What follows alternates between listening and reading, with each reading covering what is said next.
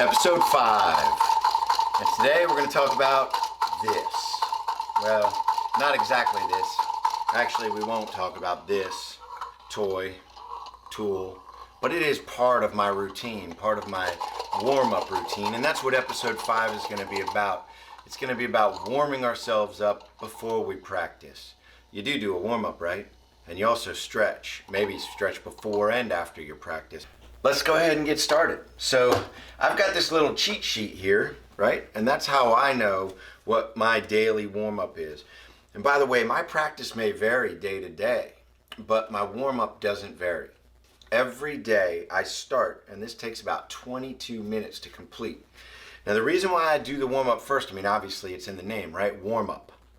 But not only are we warming ourselves up, but some of the things that I'm doing here, actually the majority of the things that I'm doing here, I'm actually doing for a reason. They're foundational. They're things that are going to help build our skills. The first thing that I do, and what you need to be able to do this practice, is a mobile phone and or a metronome. I use a metronome because it's just handy. I can just flip it on, but I've got a metronome on here too. Basically, we're going to do 3 minutes, a down pick at an 8th note. So I just go.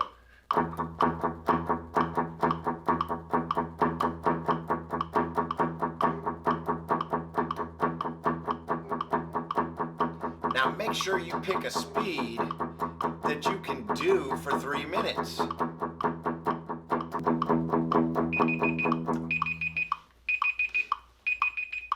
See, our handy dandy timer kept me honest. Now something that I should mention with this is if you haven't done this in a while or at all, it can be pretty tough to do endurance of 3 minutes straight. Even though we do multiple songs and songs that have fast and hard picking and stuff like that, you usually do it in bursts and there's always breaks and things like that. So I find that an exercise like this is really cool for kind of showing one of my weaknesses, which is endurance with picking.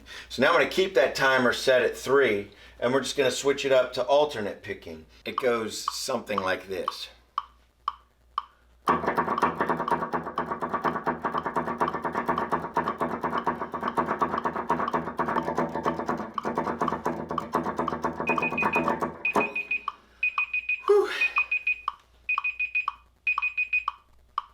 So I feel like maybe also one of the things that makes that one harder is because you're following up just having done the down pick. So I think the addition of also hitting the upstroke and just having finished wearing yourself out with the down pick makes that second set pretty tough.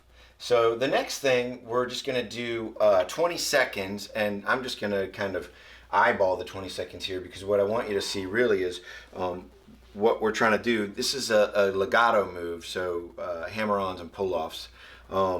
I think they call it a trill when you do them in a row, like going hammer on, off, on, off, like that. So I like to do it backwards because what I found out quickly, I get fatigued.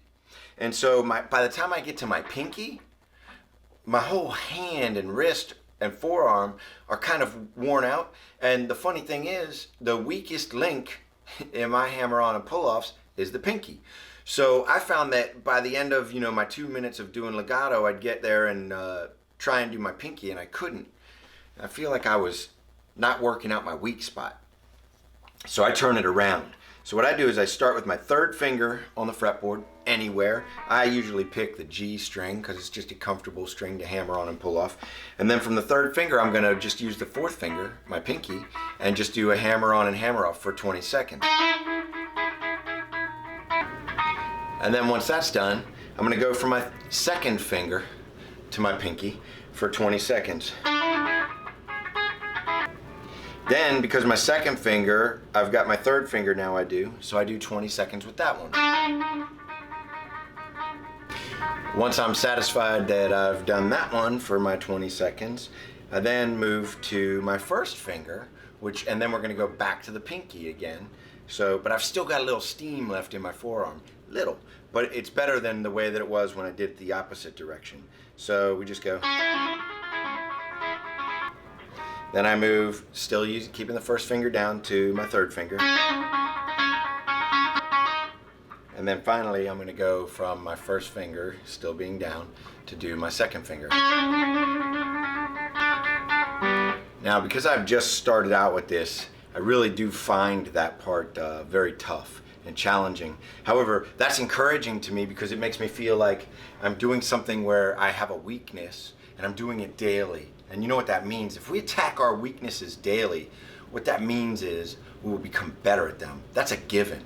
The next thing that I do is bends, and I do them for 2 minutes also.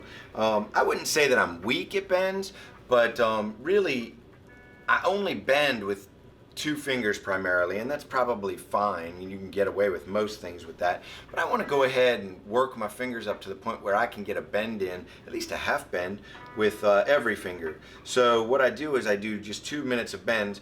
But an important thing here is because I'm also teaching myself to bend properly, because I've been bending for years and I don't think I ever did it properly. So what I do is I also do a slide to hear the sound, to know where my bend should be going to, right?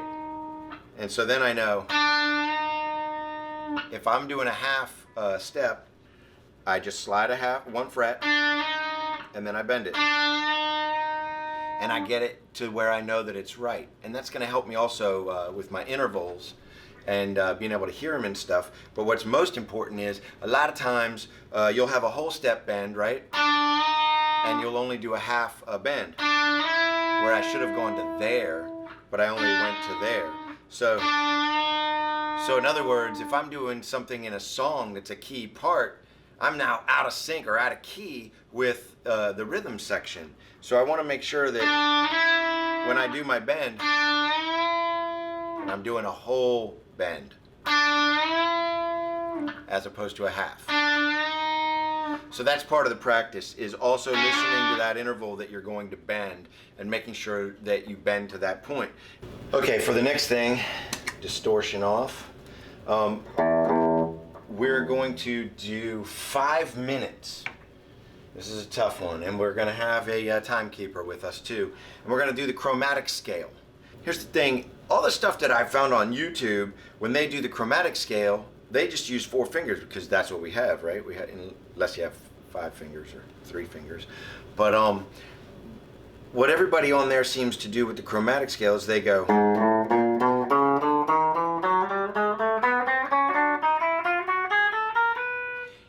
and then they, go back down.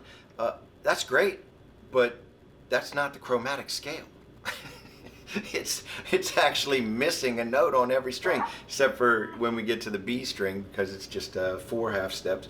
But you know what I mean? You're actually missing one note there, so you're doing yourself, I believe, a disservice. Because part of what we're trying to learn is the intervals and all the notes of the fretboard, right? So if we say we're playing a chromatic scale to our head and we do this for years, right, just the 4 notes per string, we'll be teaching ourselves something wrong. The chromatic scale actually has 5 notes on a string. So this cool guy, Scotty West, he created the program Absolutely Understand Guitar. I highly recommend his program because it's fantastic. But he introduced me to playing the chromatic scale, right? And I think it's awesome, and it's just kind of stuck with me. So here's what we do. Instead of doing the 4 notes per string, we're going to slide with our pointer 1 over at the beginning of each, except for when we get to the B. So what we do is we just go.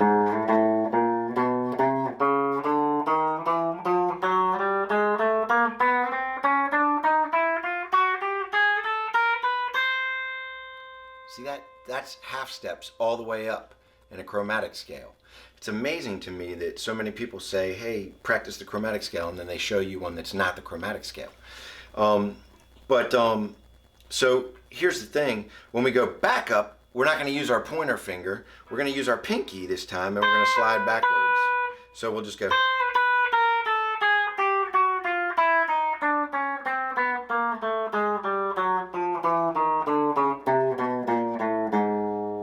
Pretty cool, huh? Scotty West is a genius. So that's what we're going to do. We're going to use our pointer finger to slide and our pinky to slide back. That's what I'm going to do. We'll call that extra credit because this may be way outside of your realm of thought or worry or whatever. But like I said, I feel like there's a good point there, which is if you say you're playing the chromatic scale, play the chromatic scale. All right. So what I do is I do 5 minutes of this.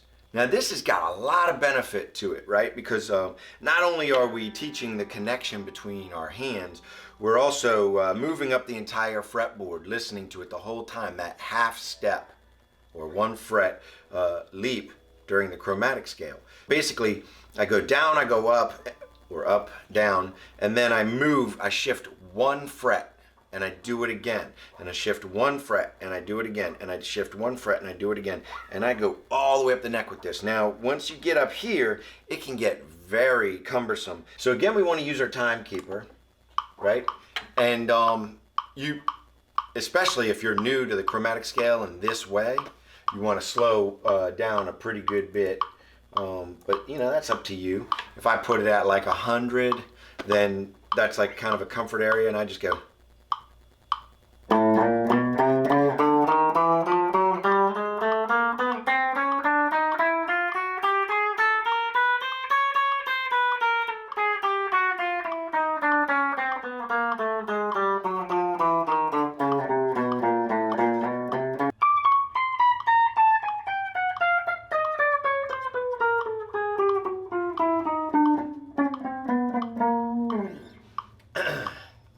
Definitely some mistakes at the very end there.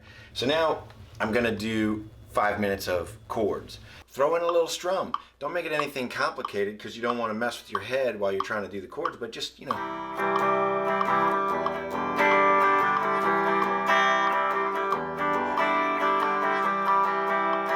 I'll see you after 5 minutes.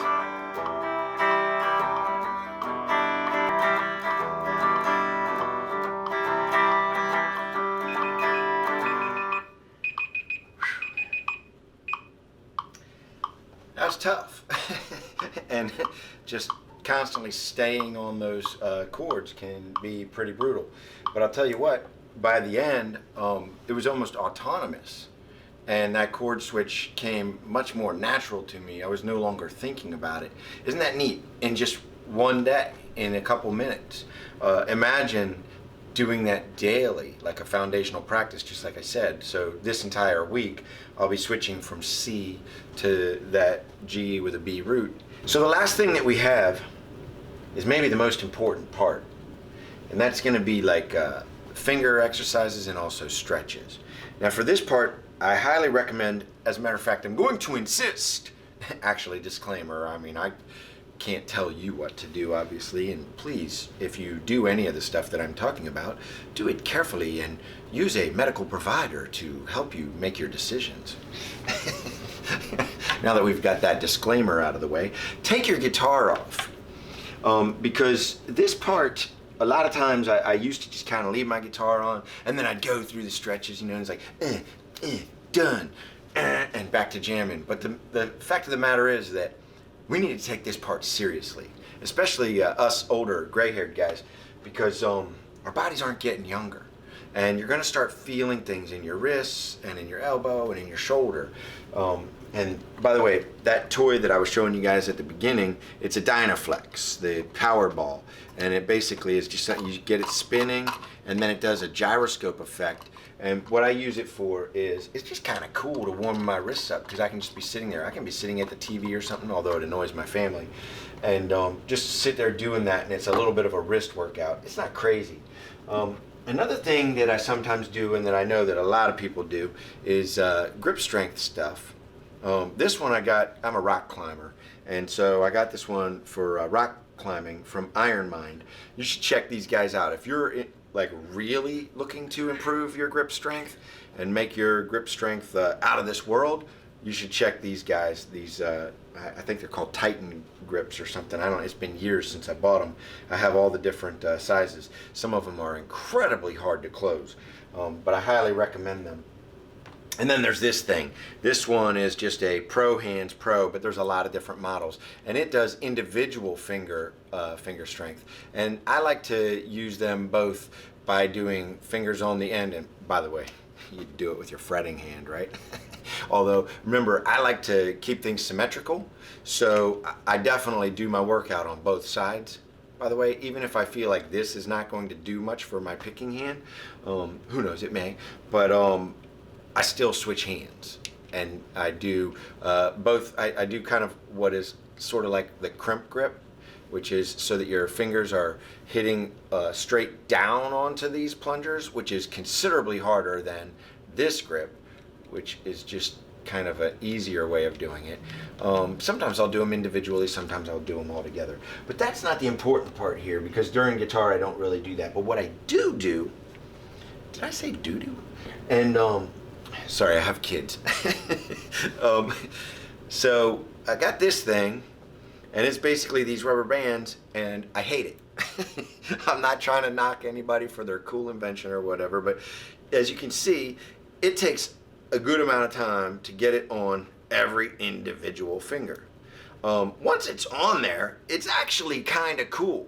You know, I mean, it definitely gives you like some definite tugging there, and it works in a pretty cool fashion, but it's a pain in the butt to get on. And then I like to do multiple sets, so then I got to take it off and put it on the other hand, do a set, and then switch back to that. By that time I'm like, ugh, get rid of that thing. But what I do have, and what's really cool, and again, it's by my guys at Iron Mind. These guys make some fantastic grip strength stuff and other strength things for like strongman kind of competition type stuff, but it works great for us guitarists. So these are just extra thick rubber bands, and they come in a lot of different varieties. I like the green one right now. The different colors dictate how much resistance they're going to give you. And all I do is just, I'm not trying to do anything crazy, but what I do want to do is I want to keep these tendons and muscles that are all in here strong, because by playing the guitar we're actually strengthening tendons and muscles in our forearms, right? But what we're not doing ever is strengthening the opposite muscles. And you always want to do that. If anybody out there like weightlifts and things like that, I mean, if you work your biceps, you also want to work your triceps, because that's a balance in your body. Well, there's also a balance in your hands and wrists and forearms, and you can help that balance by doing this each day with each session. By the way, don't do it every day. I usually do like every other day or something like that, because now we're muscle building, right, in a pretty intense way. And so you kind of want to do that in a little bit of time. But those are the things that I do. And then the other thing that I do, and probably the most important thing that I do, is stretching. And in the past I've done stretches like this and like this. But Steve Stein, you should look him up on YouTube, because he's got a ton of videos. He goes over this method, and I'm sure other guys have too or whatever, but I call it the prayer. I don't remember if he had a name for it, but it's like kind of like you're praying. But basically, you just get into this position here without letting your palms come apart, and go kind of as deep as you can without getting any pain, right? So we just go to the point of where we're going for a stretch. And I like to hold that stretch for 22 seconds. You may be asking yourself, why the arbitrary number 22? Well, I'll tell you why. Because 22 is my wife's favorite number. But also, my beautiful little guitar here has 22 frets. So I thought, is that a coincidence? I don't think so. So I stay in my stretch for 22 seconds. Anyway, it doesn't really matter how much time that you do, but I recommend at least 10 seconds, and I lean toward a little bit longer. Remember, we're doing like smooth, comfortable stretches. We're not bouncing into our stretch, because if you bounce into your stretch, you're going to end up damaging something. So you just want to gently get in there, get to the point of resistance, and hold it there. And the cool thing about 22 seconds is about 10 seconds in, you'll be stretched some, and you can go just a little bit deeper. You know what I mean? And then around 16 seconds, you can go just a little bit deeper. And you'll find that as you're doing this stretching daily, that you're improving with your flexibility. Then what Steve goes over is the next thing that you want to do is you want to swing your arms together slowly to the left. Your left. My left. Your right. And you want to take that until you get to a point where it's tight. Like my left arm is like, wow, this is stretching. And you do that for 22 seconds. And then you're just going to move back into the center. and you're going to shift to the right, right? Your left. And you're just going to keep that in there until it gets to the point where you feel that really kind of tight thing going on, you know? And then the next thing that we're going to do now, remember, anytime that you go into or come out of the stretches, this is something that I learned with my Tai Chi, come out of them easily. Because you can get pretty like knotted up here in this deep stretch and everything, and then suddenly just pop out of it. And it's like, oh. So instead, just come out of it gently, you know? Just release yourself from that stretch. And then you also want to make sure that you're shaking yourselves. This is another rock climbing technique.